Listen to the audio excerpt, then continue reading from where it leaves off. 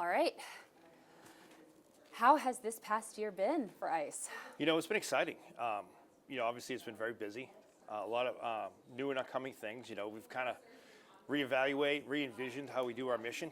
We have through President Trump and the great big beautiful bill, we've had a lot of more new hires, a lot of new infrastructure. So it's been going well.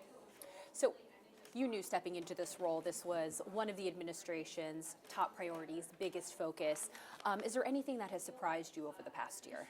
You know, I knew stepping into the job being the tip of the spear for one of the number one priorities Great way to put it. Of the president's administration was going to be tough. I love the fact that I've been with ICE going on more than 20 years, 30 years in federal law enforcement. And to have the ability to lead the men and women of ICE, to me, has been the greatest honor. Because I've been there through the good and the bad, and a lot of times we had some bad times, but now we're actually allowed to do our job. And that's one of the things we're most proud of. You know, obviously it's difficult because you had ICE referred to as Nazis, Gestapos, things you would never have to worry about in the past. You know, threats up over 2,000%. You know, death threats up 8,000%. But again, if you look at the public safety threats and the people we're removing from the country, I'm very happy with where we're at. So you said before ICE really wasn't allowed to do their job. Now they're allowed to do their job, and they're under intense scrutiny and really intense fire from parts of the American public. What is it like leading this agency through this contentious time? You know, my biggest concern every night when I go to bed is the safety of the men and women of ICE, right? At the end of the day, I want everyone to go home safe. You know, that includes the individual we arrest to the protesters we're dealing with now. No one ever wants to have the violence we're having. One analogy I always use all the time is when I first started as the ICE director, you didn't see us with masks on. You didn't see that. But then the death threats increased. Families being doxxed increased. The assaults, the rammings. So it's difficult. It's hard to keep a workforce motivated when you have such a polarized, opposite viewpoint that just view you again as the worst of the worst, Gestapos, when they view you as the criminals, but you have people on the other side to support what you're doing.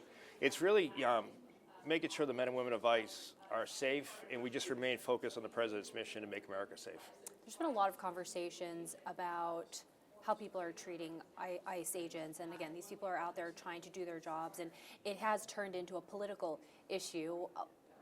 What do you say to some of the politicians out there? We'll go with Minnesota, for example. Governor Walz, the mayor of Minneapolis, who say they're trying to tone down the rhetoric, but then some of their sentences appear to be doing the exact opposite.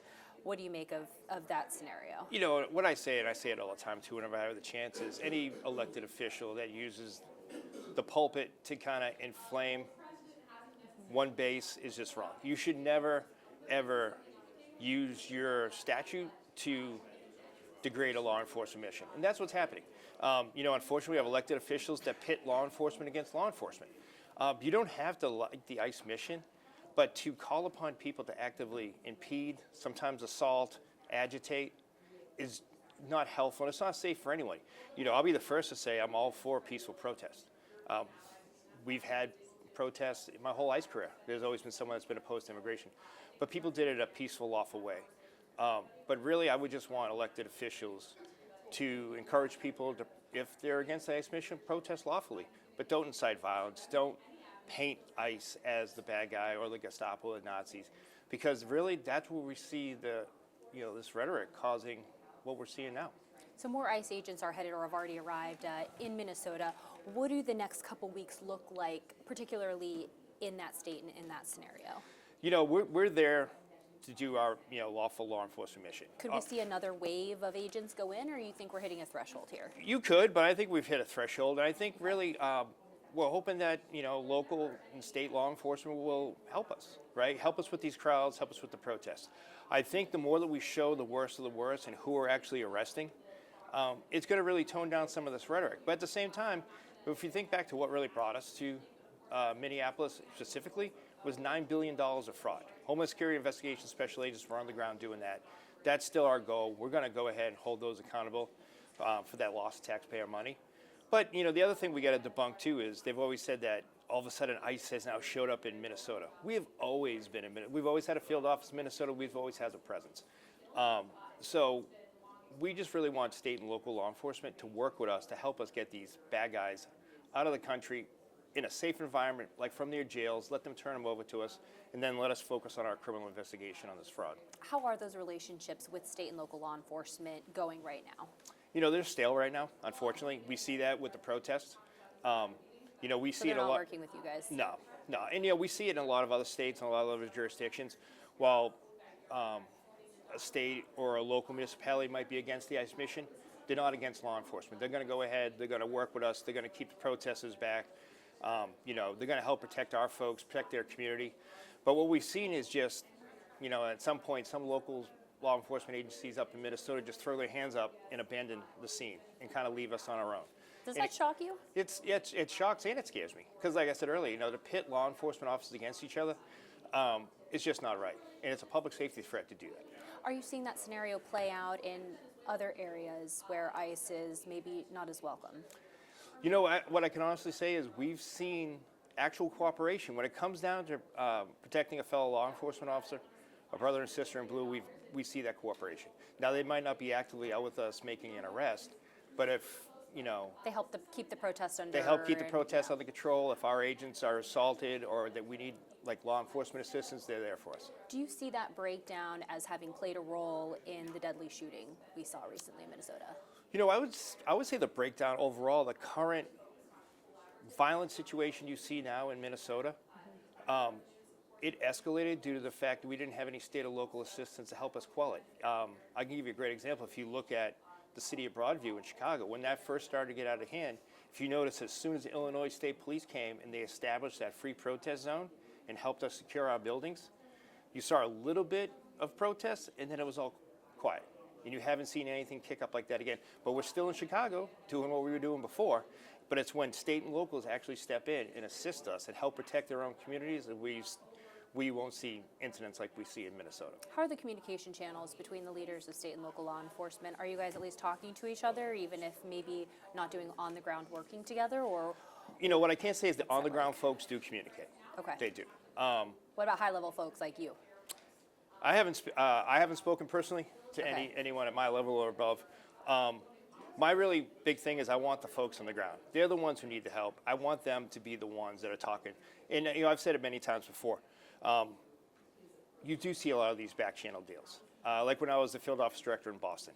Although the leadership of Boston Police Department said they wouldn't work with ICE, the local men and women of the Boston PD were out there assisting us because that's their community as well. Yeah. And you know what?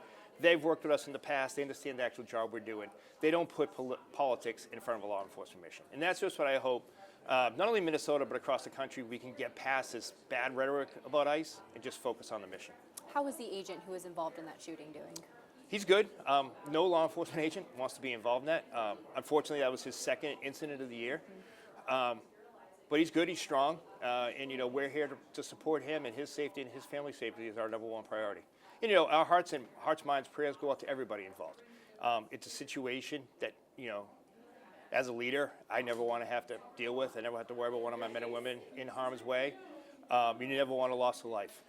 So we got to work hard to make sure that doesn't happen again. And that investigation is still unfolding? That's still unfolding now. How long do those investigations typically take? You know, they could take a while. You know, also with this one, we're also investigating assault on a law enforcement officer, not just an officer-involved shooting. So Department of Justice is investigating that on the assault on a law enforcement officer. We could take some time. But unfortunately, you know, you've seen such an increase in assaults on officers that we're having to spend more resources than we would just to investigate these individuals that put themselves in harm's way or involved in a law enforcement situation where they just don't need to be there. So I know ICE is making a lot of headlines in the way that President Trump is really kind of letting you do your job, not holding, you know, ICE back from doing that. Is that picture in the media that we're seeing of, unleashed is like not exactly the right term, but how different is this approach to previous presidencies? You've been involved with this agency for Sure. decades. So let's go back to Bush, GW, Yeah. Obama, Trump Biden. 1.0, Biden. Yes, to your Yeah. point, in theory, this is my 5th administration. If Okay. you break it up by every 4 years. Yeah. And I say it all the time. It's hard to do immigration enforcement and law enforcement based on an executive order. So every 4 to 8 years, you ebbed and flowed how you did it. What I think people kind of and that was a great point that you made about unleashed, Yeah. is the fact that we don't need an executive order anymore. President Trump's telling us, enforce the law the way it's written. And that's what we're doing. I can tell you under the President Biden administration, there was a lot of ambiguous dates that were thrown out, like, oh, if you came in the country before November 2020, you're okay. But if you didn't come after it, right? That's nowhere in the Immigration Nationality Act. Some people were considered mandatory detention and public safety threat, while others weren't, where, now if you are a public safety threat, we're going to hold you in custody. So I think it's a way better way to do law enforcement if you just follow the law the way it's written. And what's frustrating for us, especially from elected officials, is these are the laws you all enacted. You could change them if you want. Any ICE director, any ICE officer will stand by any immigration reform, any change to a law, if it's done through Congress and done the right way. But if not, don't create an executive order just to make immigration or law enforcement fit your political agenda. Just let us enforce the law the way it's written. Because you don't see the ATF or the DEA constantly changing how they enforce, prescription drugs, say, right? So, for us, being able to do our job the way it's actually written by Congress is the way to go. How big of an impact has President Trump's approach to the border situation, which leads directly to illegal immigrants being in the country, which is why ICE exists in the first place? How big of an impact has that had on stemming the flow of immigration? And for lack of a better way to put it, the workload that you guys have ahead of you is how many illegal immigrants are in the country that you're trying to take care of. So the good thing is that valve is closed now, right? Okay. So almost 0 encounters a day at the border. Before, we would have to send ICE. That's kind of an insane turnaround. It's huge when you think about it. When you Yeah. were looking at anywhere between 20 to 30,000 a month being let in, and those are ones we knew of, Yeah. not even the gotaways. At ICE, we would have to support our Border Patrol brethren and send officers and agents down there to support them. They have the border secure both north and south, which allows us to focus in the middle. And it's not adding to our payload, right? So, just alone, we have about 1.5 million people in the country. Forget the criminal history, but just that have been legally or lawfully ordered, deported, or moved from the United States. And some of these are going back decades that we have to go ahead. And those are lawful judges' orders that we have to go out there and focus on. Take that and account of the constant amount of criminally illegal aliens that are re-released back every day from jurisdictions. We have enough work right now. So having the borders closed for us is great. How are staffing levels with the workload? Under the big, beautiful bill, we hired more than 10,000 deportation officers, another 4,000 special agents. Yeah. The agency has been the largest it's ever been. When I was the assistant director of our field operations, and I was the deputy assistant director of the Southwest border under the last administration, we were down to the lowest numbers ever, when we had just maybe 4,700 deportation officers with a docket Which is kind of of about crazy 2 million. when you think about the fact that ICE is getting so much heat, yet you're almost at your highest levels. People still want to go do the job because you're letting them do a job. We thought there'd be a stoppage. Well, if you're called the Gestapo, people might not want to go work for you. Yeah, like but, if your cousin at Thanksgiving's calling you a Nazi or posting something about you on social media, then that's the last thing you would think someone would want to join us. Exactly. But we have more than 220,000 applicants, and people just continue to apply. Why do you think that is? I think one of our biggest attractions were there were so many federal law enforcement officers that retired under the last administration early because they weren't allowed to do their job. Now they're seeing the fact that President Trump's allowing them. Like I always say, they took the handcuffs off the cops now, and you're allowed to actually do the job. We saw a big influx of folks wanting to come back and join us. A lot of other federal agencies wanted to come over and kind of have the opportunity to move to a field office close to their house or go work in some different area. Yeah. And also, too, we've seen a lot of state and local law enforcement that want to come work with ICE that weren't allowed to work with us at their level, and now they want to do it at the federal level. But we also have the everyday American citizen that wants to come and join and have a good law enforcement career, work for a great agency, and work for a great cause. So it's been a great recruiting drive. Where in the country are you focusing on? Would you say are your zones of focus, if you want to call it that, right now? For us, we are active in all 50 states and all U.S. territories. We've always had ICE field offices, whether it's enforcement removal operations or homeland security investigations in every major city and state. What we're really focused on are those jurisdictions that don't work with us, right? We have great cooperation in states like Utah, Nevada, Texas, Florida. And a lot of people say it's a red and blue issue, but it's really not.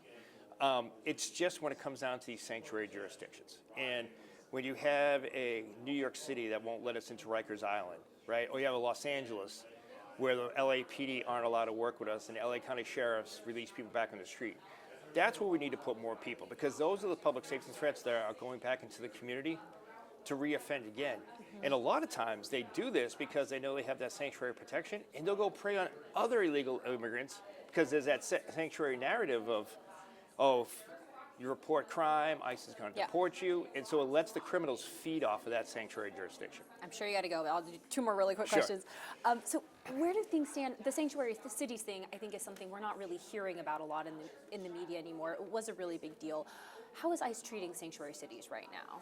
You know, ICE, I always kind of use the Charlie Brown of the football. We're willing to work with anybody.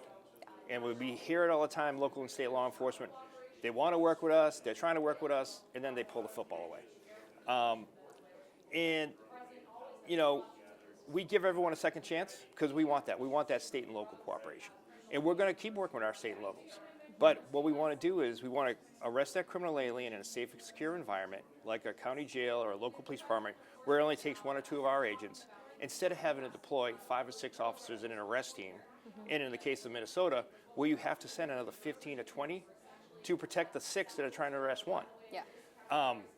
So we want to really focus on those sanctuary jurisdictions. We want people to see the value of working with us. We really try to get out every day our worst of the worst so people can actually see exactly who we're arresting, kind of defeat that narrative of that we're just out there snatching people randomly off the street. The men and women of ICE do a lot of targeted enforcement. It takes a lot of law enforcement man hours. And that's what we're focused on. We're just really trying to tell our mission. What do you want to accomplish how would you say the accomplishments of this first year have been of this administration, and where do you want things to stand 3 years from now? I would hang our hat on our numbers, right? Give you a prime example. When I was, in the field before, we were on an operation for a month long. And if we arrested 200 people nationwide, we were giving each other high fives. It was a great thing. Now we're looking at arresting 2,000, 2,500 a day of the worst of the worst. That's what I want. At the end of the day, I just want the American people to see that they did the job that President Trump promised, what they voted for, and that we actually made an impact to the community, and that these public safety threats that we're removing are making their neighborhoods safer. At the end of the day, no number is more important than American lives that we can save. All right. Todd Lyons, thank you so much. Thanks. Appreciate it. Appreciate it.